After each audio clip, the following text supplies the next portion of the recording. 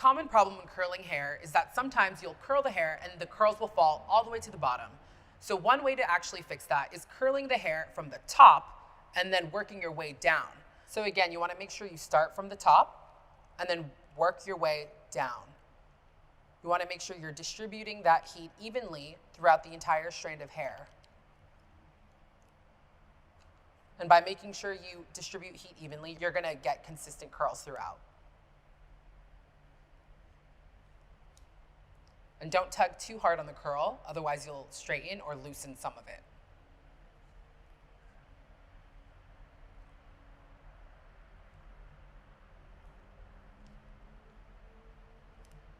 And that's how you get consistent curls.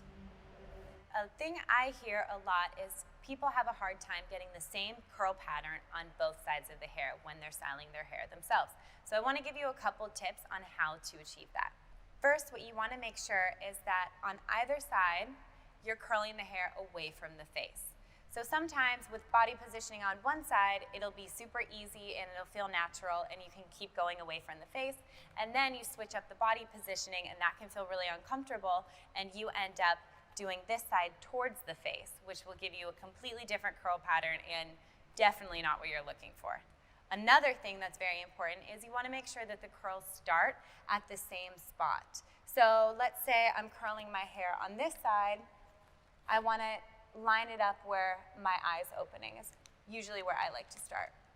And this is how I personally hold it, especially because there's the Sarah gloss plates, so I know I'm not going to get crease marks. And then I'm able to just get a nice curl here. And then on the other side, I just want to make sure we're lined up with the eye as well.